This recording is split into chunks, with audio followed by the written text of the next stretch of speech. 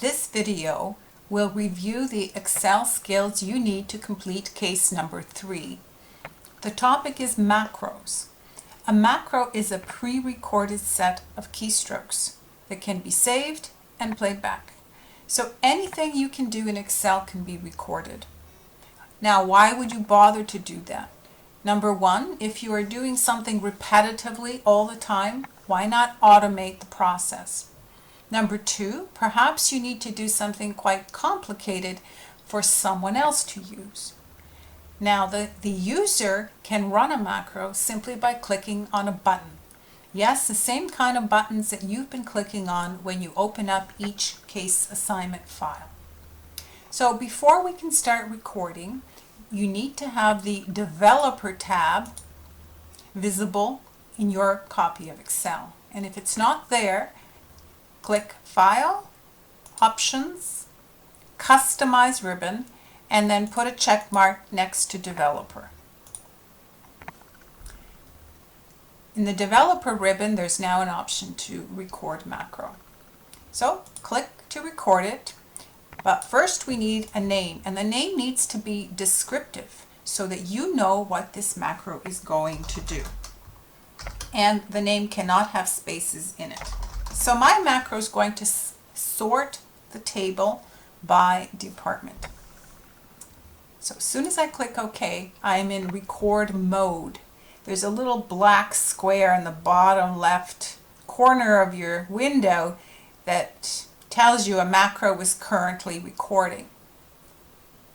So the first step in recording a macro is to select your active cell. Select a cell as your starting point.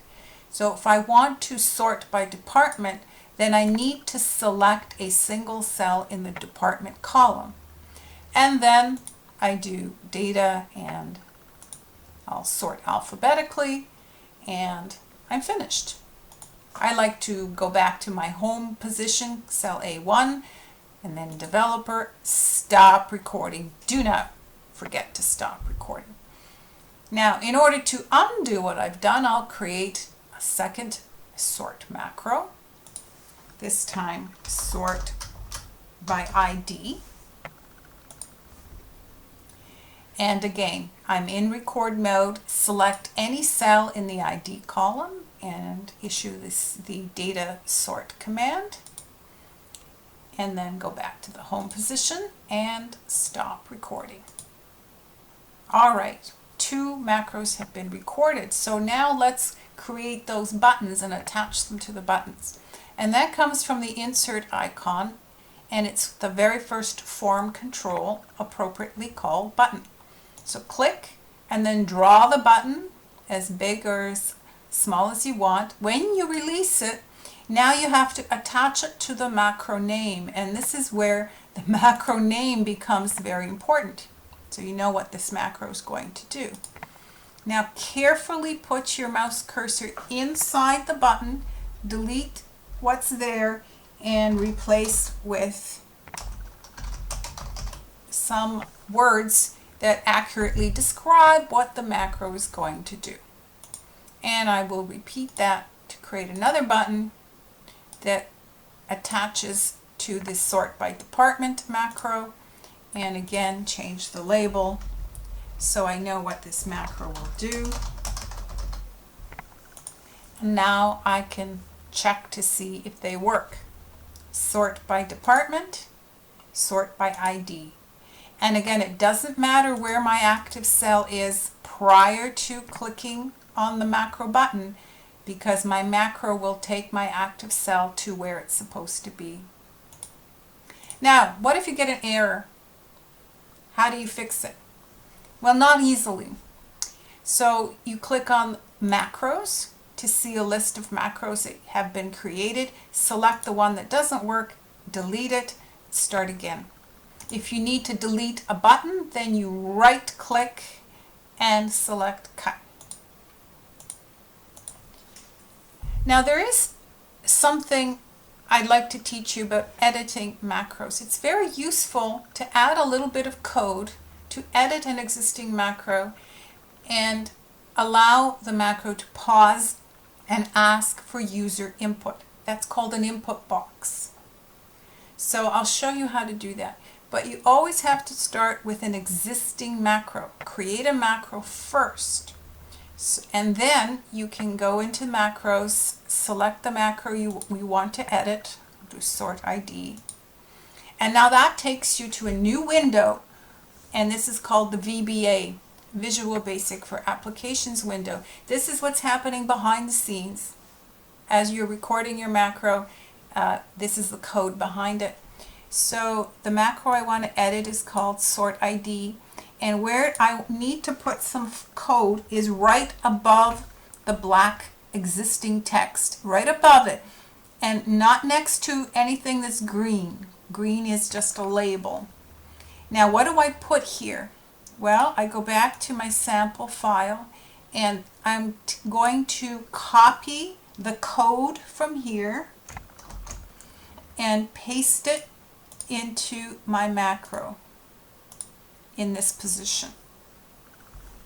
Now, I'm going to change two things.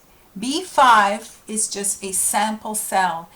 I can choose any cell I want to. So let's say that I wish the macro to pause at cell, let's say D5. So I'll change the B5 to a D5.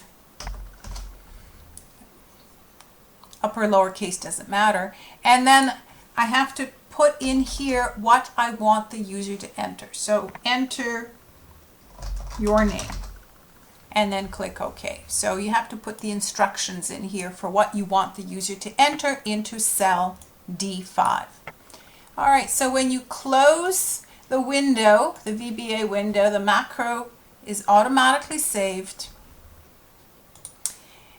And now we can see if it works. So when I click on sort ID, what happens is the macro moves to D5 and brings up the input box where it's asking for your name,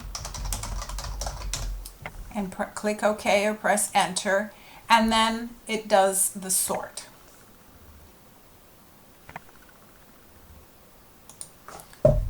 As mentioned earlier, you can record anything, and then you can edit your macro to insert an input box with instructions of your choice.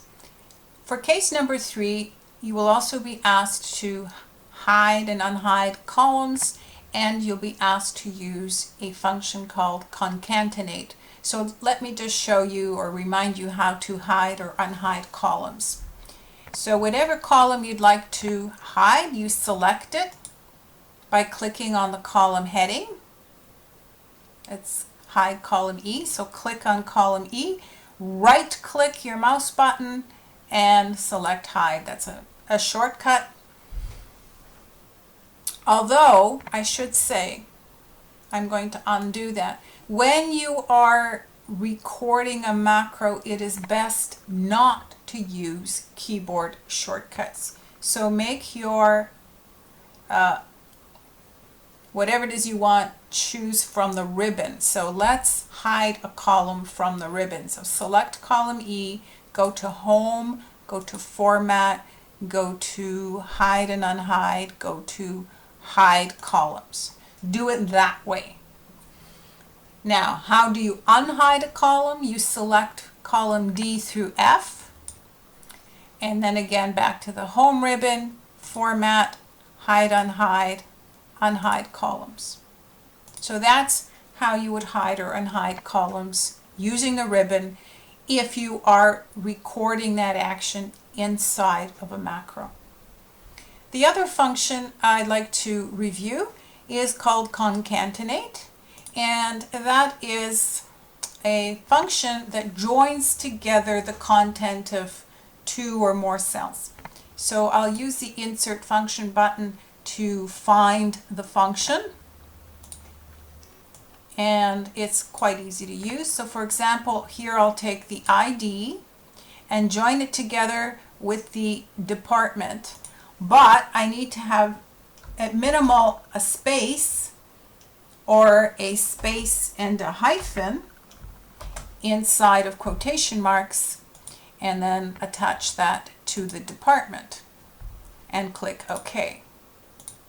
So you can see in column E, in E10, I've joined together the ID with a hyphen and the department number. And now I can copy that down, and I've created a new column of data.